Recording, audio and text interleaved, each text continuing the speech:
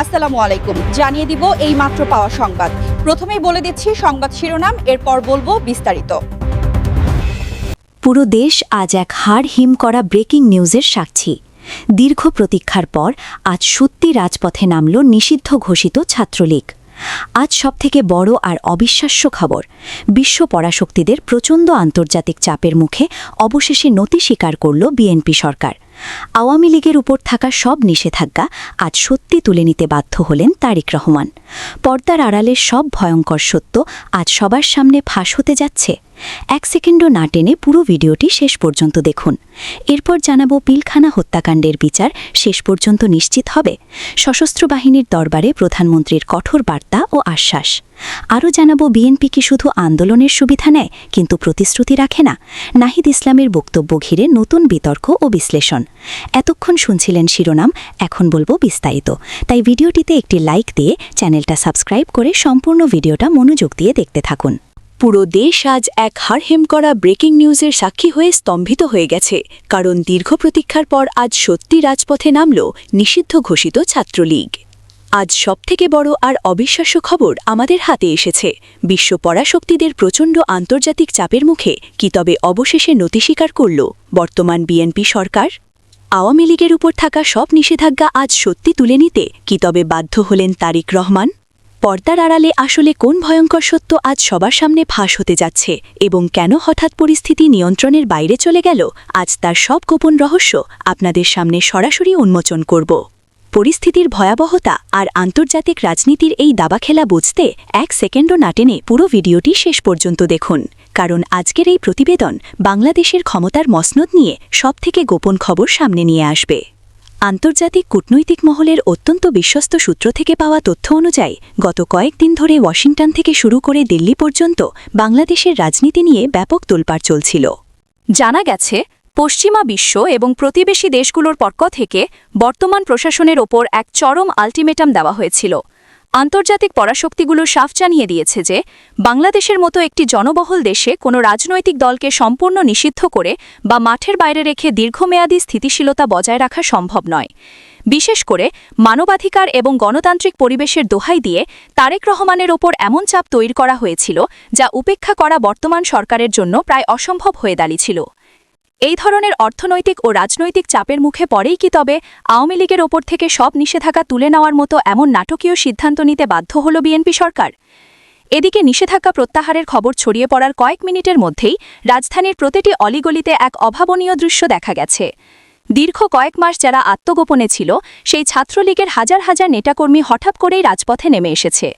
জয় বাংলা এবং জয় বঙ্গবন্ধু স্লোগানে আজ প্রকম্পিত হচ্ছে ঢাকার রাজপথ। প্রত্যক্ষদর্শীর আকস্মিক প্রত্যাবর্তন ছিল অত্যন্ত সুপরিকল্পিত। তারা কেবল মিছিলই করছে না, বরং বিভিন্ন গুরুত্বপূর্ণ পয়েন্টে নিজেদের অবস্থান শক্ত করার চেষ্টা করছে। আওয়ামী লীগ ও ছাত্রলীগের এই মারমুখী প্রত্যাবর্তন দেখে সাধারণ মানুষের মনে এখন বড় আতঙ্ক। তবে কি দেশ আবারও এক রক্তক্ষয়ী সংঘাতের দিকে এগিয়ে যাচ্ছে? কেন হঠাৎ করে তারেক রহমান নিজের কঠোর অবস্থান থেকে 180 ডিগ্রি সরে এলেন, তা নিয়ে এখন সারা দেশে তোলপাড় চলছে। গোয়েন্দা সংস্থাগুলোর একটি বিশেষ এবং গোপন রিপোর্ট বলছে, এই পরিস্থিতি নেপথ্যে রয়েছে এক বিশাল রাজনৈতিক সমঝোতা। রাজনীতির অন্দরমহলে কান পাতলে শোনা যাচ্ছে, পর্দার আড়ালে কিছু বিশেষ শর্তে আওয়ামী লীগকে রাজনীতিতে ফেরার সুযোগ দেওয়া হয়েছে। গোয়েন্দা রিপোর্ট অনুযায়ী একটি প্রভাবশালী আন্তর্জাতিক শক্তির মধ্যস্থতায় এই রফা হয়েছে, যাতে আগামী দিনে একটি অংশগ্রহণমূলক নির্বাচন নিশ্চিত করা যায়। তারেক রহমান হয়তো বুঝতে পেরেছেন যে আন্তর্জাতিক সমর্থন ছাড়া ক্ষমতায় টিকে থাকা বা বৈধতা পাওয়া কঠিন হবে, তাই নিজের সব ইগো বিসর্জন দিয়ে তিনি এই কঠিন সিদ্ধান্তে সই করতে বাধ্য হয়েছেন। তবে এই ফেরার ফলে রাজপথে আবারও দুই দলের ক্যাডার বাহিনীর মধ্যে সংঘর্ষের আশঙ্কা কয়েক গুণ বেড়ে গেছে।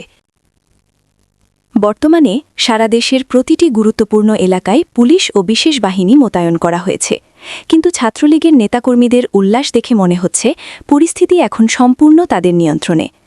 আজকের এই বিশেষ প্রতিবেদনে আমরা আওয়ামী লীগের নিষেধাজ্ঞা প্রত্যাহার এবং তারেক রহমানের নতি স্বীকার করার পেছনে সব অন্ধকার সত্য আপনাদের সামনে তুলে ধরলাম। পরিস্থিতি এখন যেদিকে মোড় নিচ্ছে, তাতে মনে হচ্ছে সামনে খুব বড় ধরনের কোনো রাজনৈতিক মহাপ্রলয় অপেক্ষা করছে। আপনারাই মনে করেন আওয়ামী লীগের ওপর থেকে এই নিষেধাজ্ঞা তুলে নেওয়া কি দেশের জন্য ভালো হবে, আর তারেক রহমানের এই সিদ্ধান্তকে কি আপনারা সমর্থন করেন? আপনাদের মূল্যবান মতামত নিচের কমেন্ট বক্সে অবশ্যই লিখুন। ব্রেকিং নিউজের প্রতিটি আপডেট সবার আগে পেতে ভিডিওটি এখনই শেয়ার করুন এবং আমাদের সাথেই থাকুন। বিএনপি সকল আন্দোলনের সুবিধাভোগী হলেও কোনো আন্দোলনের প্রতিশ্রুতি বাস্তবায়ন করতে পারেনি, এমন মন্তব্য করেছেন বিশ্লেষক নাহিদ ইসলাম। সাম্প্রতিক রাজনৈতিক প্রেক্ষাপটে দেওয়া এই বক্তব্য ঘিরে শুরু হয়েছে নতুন বিতর্ক, যেখানে দেশের বিভিন্ন গণ আন্দোলনের ইতিহাস এবং তাতে রাজনৈতিক দলগুলোর ভূমিকা নতুন করে আলোচনায় এসেছে।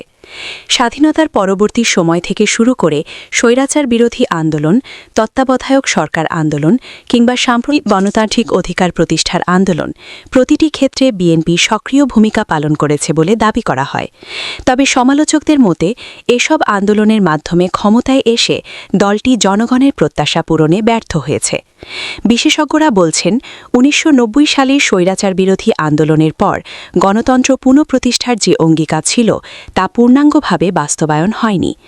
একইভাবে ১৯৯৬ ও ২০০১ সালের নির্বাচনের আগে দেওয়া বিভিন্ন প্রতিশ্রুতির অনেকগুলোই বাস্তব রূপ পায়নি বলে অভিযোগ রয়েছে।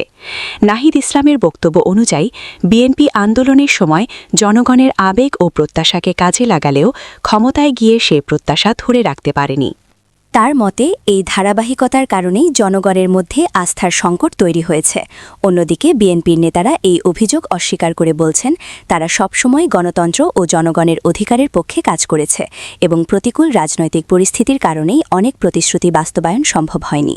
তাদের দাবি, প্রশাসনিক বাধা, রাজনৈতিক অস্থিরতা এবং বিরোধী পক্ষের চাপের কারণে পরিকল্পিত উন্নয়ন কার্যক্রম বাধাগ্রস্ত হয়েছে। তারা আরও বলেন তাদের শাসনামলে অবকাঠামোগত উন্নয়ন, শিক্ষা ও স্বাস্থ্য আদি উল্লেখযোগ্য অগ্রগতি হয়েছে, যা জনগণের জন্য ইতিবাচক ফল বয়ে এনেছে।